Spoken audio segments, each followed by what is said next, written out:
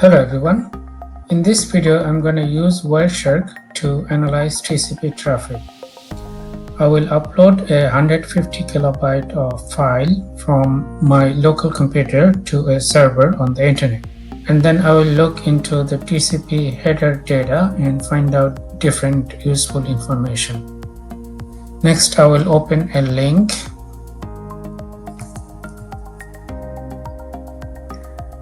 And then I will start Wireshark. And on the home screen, I can see there are several network cards activities. And currently I'm connected to this Ethernet card. So I double click on that card. And then the Wireshark starts capturing. I will stop now. Next, I will choose the file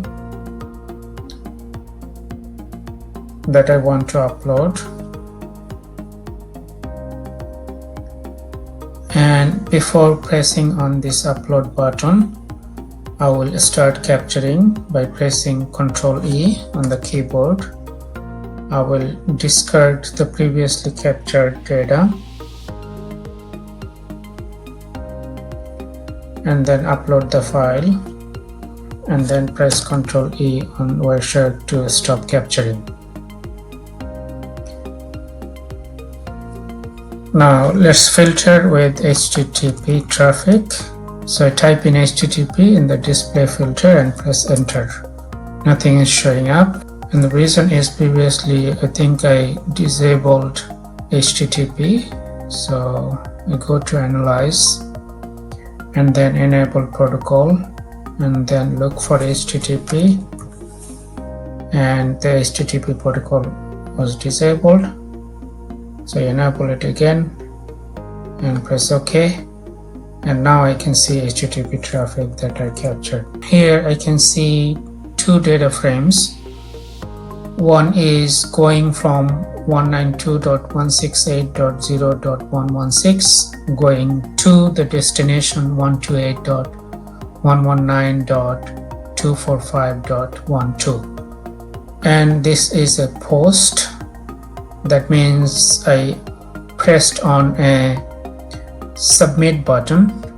In this specific case, it was an upload button, which is the same as submit button. And the other data frame came from the same destination that I sent it to, which is 128.119.245.12. And it came to this computer 192.168.0.116. Now I'm going to check the IP address of this computer by going to the command prompt and type in the command ipconfig. And if I look at the Ethernet network card, and this is the Ethernet card, and its IP is 192.168.0.116. So this is the one. So my computer IP is 192.168.0.116, and the first data frame is going from that IP.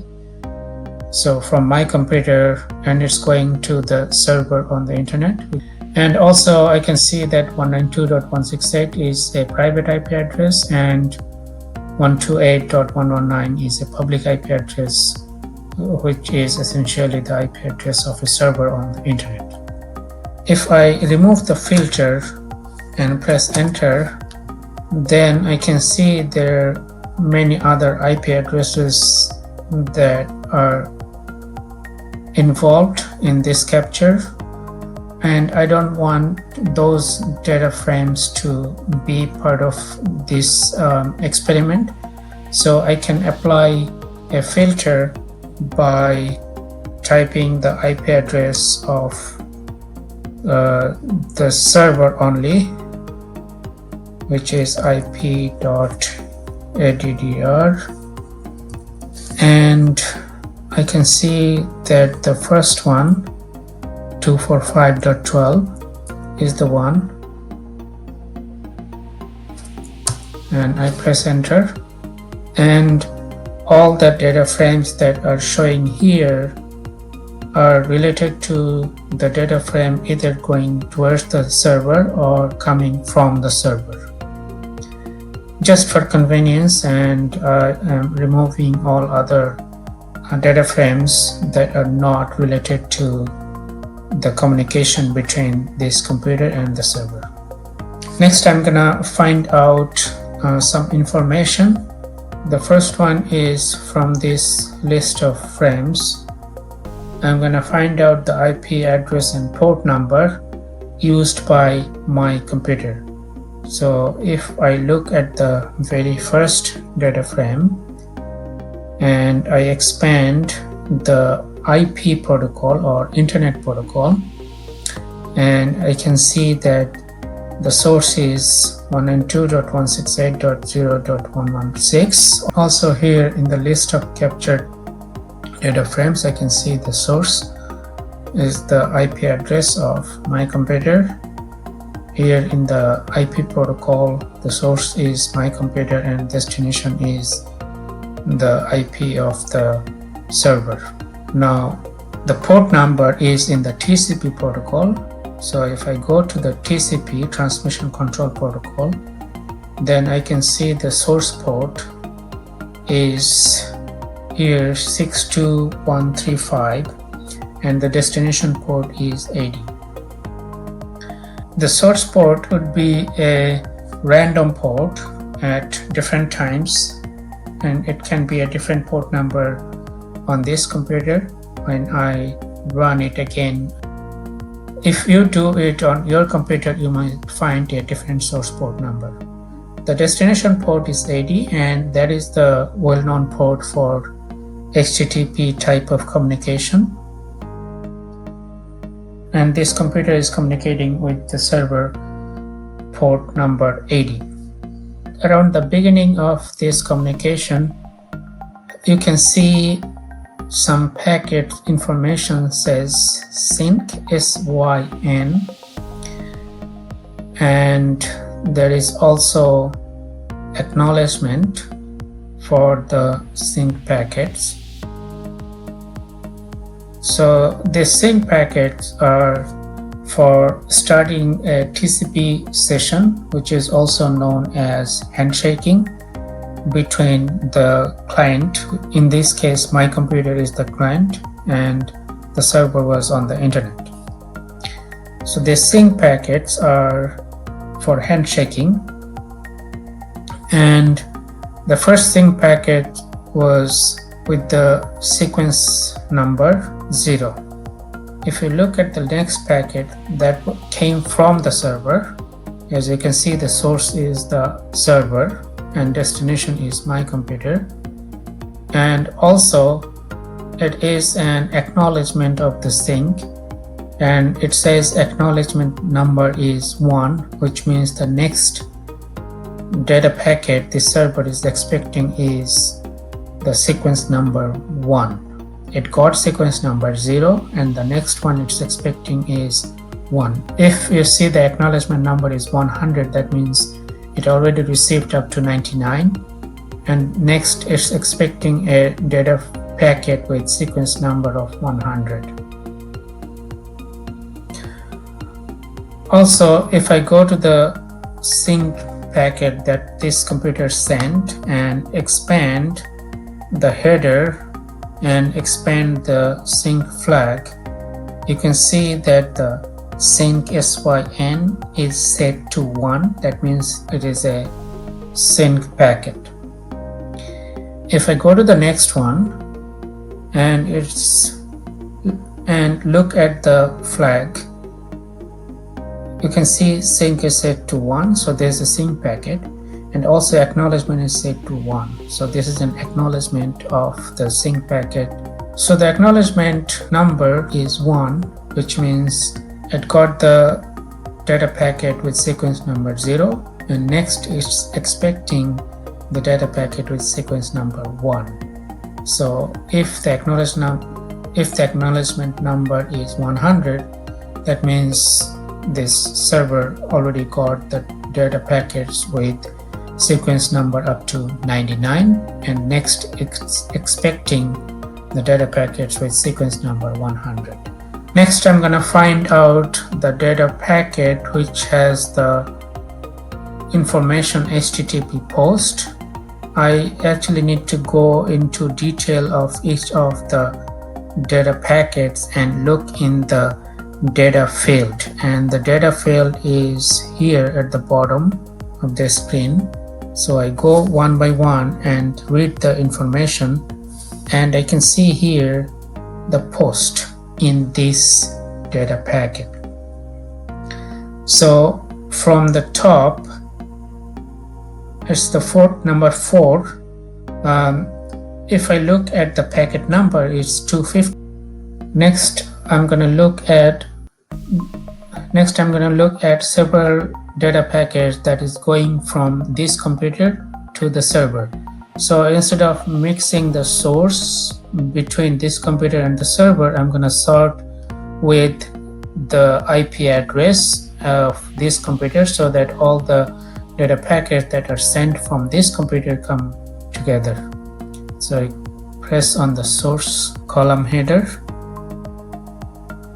and I will look at several consecutive data packets from here. There is a time column here. So starting from 250, the first data frame which contains the post was sent as 1.208907 time.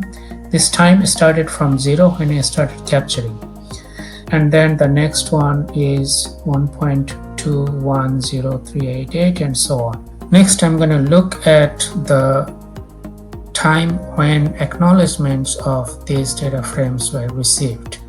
So I have to look at the acknowledgements. That means the source should be the server. So I sort with the packet number again so that I can see the data frames that are coming from the server as well. Next, this one came from the server and its acknowledgement number is 736. And then next is a different type of data packet. It says TCP window update, and it doesn't contain any new acknowledgement number because they are for completely different purpose. So the acknowledgement number from the server still continues at 736, 736, 736. And then the next one, this one came with acknowledgement number 2196.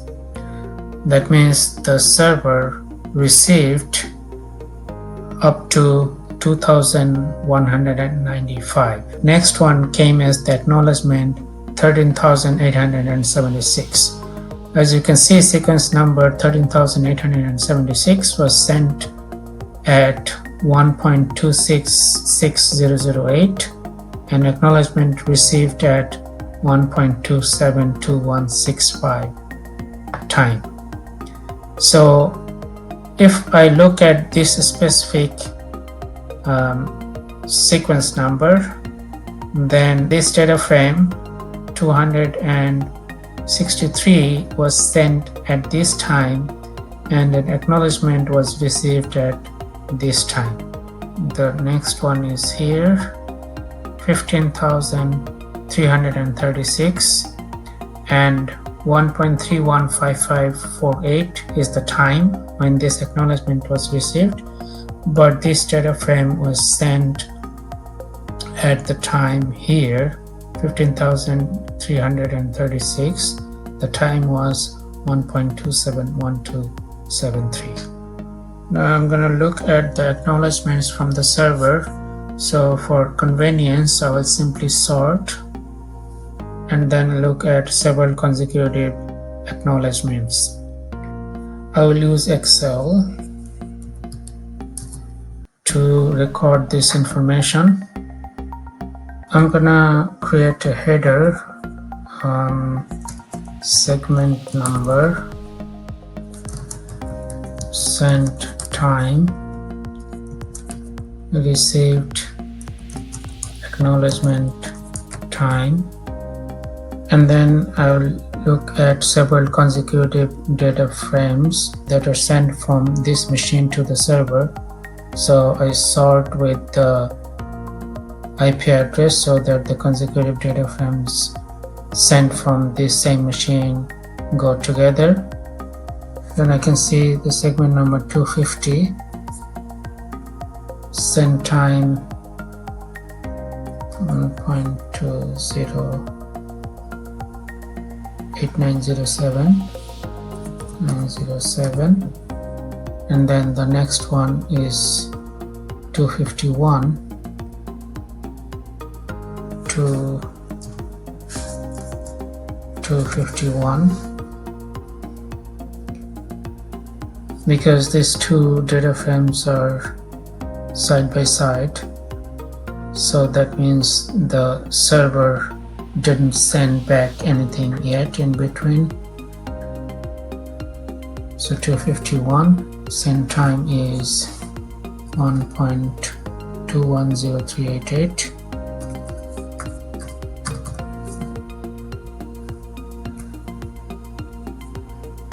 And then 263.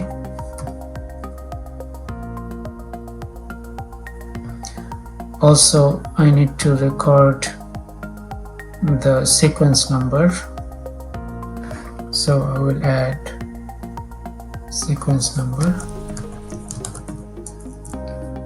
The first one was sequence number 1, then sequence number 736, then sequence number 13,876, and the time is 1.266008.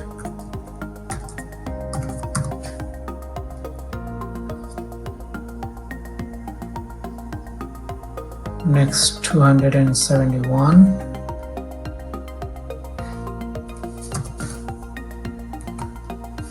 time 1.271273.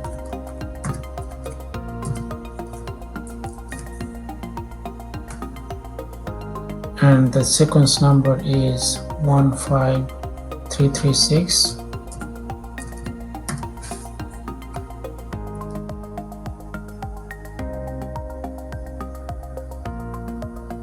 Next one is 272.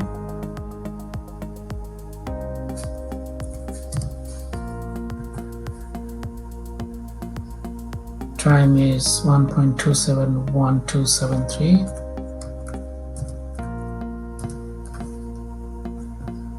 And the sequence number is 16796.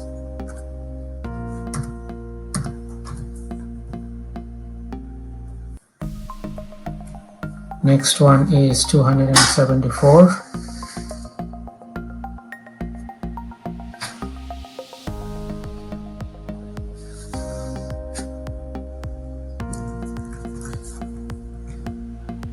Next one is 274. Time is 1.272207. And the sequence number is 18256.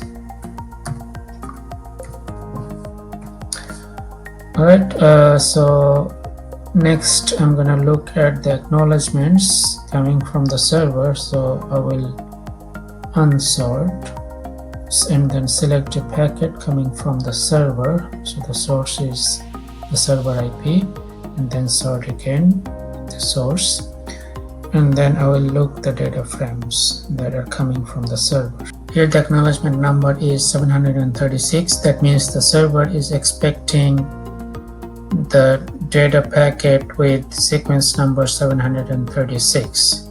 So I will put the time here, 1.265967. The next data packet is a TCP window update. It's not sending the data, rather it's sending other information to update the TCP window size. So I will ignore these three. Here next one is acknowledgement number 12,196, and I don't have that number. Next acknowledgement number is 13,876, and I have that, so I will record this one. Time is 1.272165. 1.272165. The next one is acknowledgement number 15,336. I have that. Time 1.315548. 1.315548. And then 18,256. Time is 1.322119. 1.322119. 1.322119. 1.322119. Okay, the acknowledgement number is 18,256. It didn't get any acknowledgement for this one, so I'm gonna remove that one. Now if I want to calculate the round trip time, then RTT, I can simply subtract the send time from acknowledgement receive time. So this one minus this one, and I can copy this. I can calculate estimated round trip time by using the equation equal 0.875 times previously calculated round trip time plus 0.125 times sample round trip time, which is this one. Press enter. If I copy this equation here, so I can copy here and here. Now I'm gonna find out the length of the segments. So the first segment started at sequence number 1, second segment started at sequence number 736. So the first segment length would be second segment sequence number minus first segment sequence number. The second one would be third segment sequence number minus second segment sequence number. Now I can copy. Next I'm gonna look at buffer space advertised by the server, and the buffer space is basically the window size. Initially it says window size is 29,200, and then 36,608, 54,000, 56,000, 59,000, 65,000, 68,000, and so on. So the window sizes are increasing. If the window size decreases, that means the server cannot accept more data, then the sender will reduce the amount of data sent in a packet. If you want to find out any retransmission, then you need to look at the sequence numbers. So I will go to the source or my computer, sort it again, and then look at the sequence numbers it's sending. If I see any sequence number that is lower than the previous sequence numbers, that means a retransmission has happened. It looks like there is no retransmission. Next I'm gonna look at the time sequence graph. So I will go to statistics and then TCP stream graphs and then time sequence Stevens. Here you can see different dots. These dots are basically represent the sequence numbers, and x-axis shows the timeline. And if you look at consecutive dots, you can see always these dots are going higher and higher. That means the sequence number is going higher and higher. If a sequence number goes lower, that means a data frame with a lower sequence number was sent, which would be a retransmission. So there is no evidence of retransmission. Okay, so I close this one. Now if I look at the acknowledgement numbers, then I can see how much data the server is acknowledging. You remember that there was one more acknowledgement here, which was 2196. So if I add this one,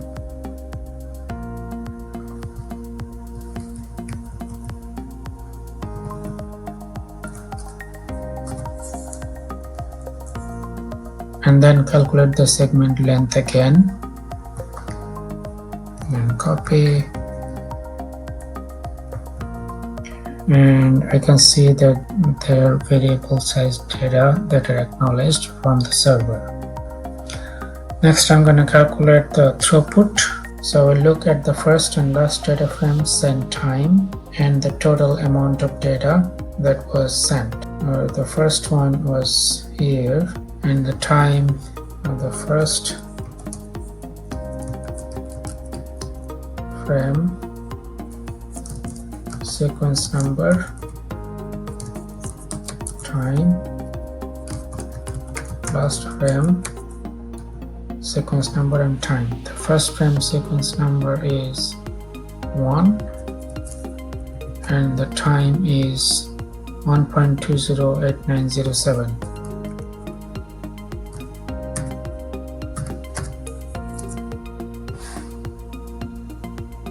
And the last data frame, I will sort and then go all the way down. So this is the last data frame, and it has a sequence number 153057. So the sequence number 153057, and the time was 1.482789.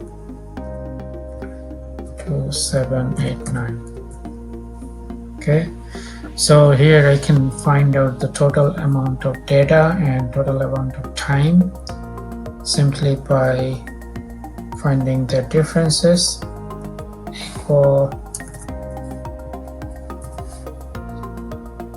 Equal this minus this, and equal this time minus this time. To calculate the throughput, I need to divide the amount of data with the amount of time.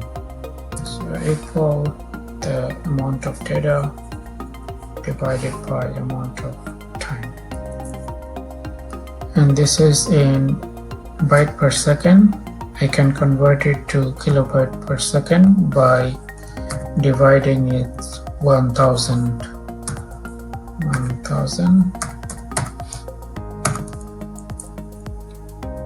So 558 kilobyte per second.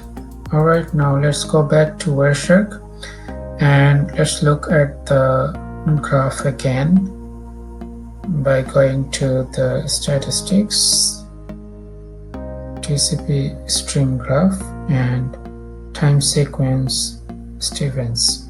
Now if you look at the rise of this graph, you can see it starts sending data slowly and then keep increasing the rate of data transfer. It will keep increasing until it reaches to the maximum and a congestion avoidance mechanism kicks in. Now because my connection is quite fast and the transfer was done very quickly, I can't really see the effect of uniform transmission here.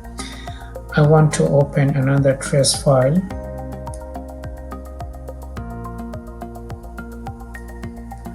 and I want to show you the graph for this trace file. that was captured not from my computer but from a different computer. So I will go to the graph, and if you look into this graph, you can see that the start is initially slow. It's slowly increasing the sequence numbers, and then it sent a stream of sequence, another stream of sequence within the same time, another stream of sequence, another stream. So here the congestion avoidance mechanism kicks in, and it doesn't send the data in huge amounts to avoid congestion. So I have analyzed the TCP traffic that I captured by using Wireshark while transferring a file from this computer to a server on the internet. I looked at the packet header information to get the information such as port number, IP address, acknowledgement information, and so on. Also, I used the timing information to calculate round trip time, how much data it's sending, how it starts sending the data, and then what happens later to avoid congestion. And that is the end of this demo. I hope you found this video helpful. If you would like to receive notifications on future videos, please make sure you are subscribed to my channel and set up notification by tapping on the bell. Thank you for watching.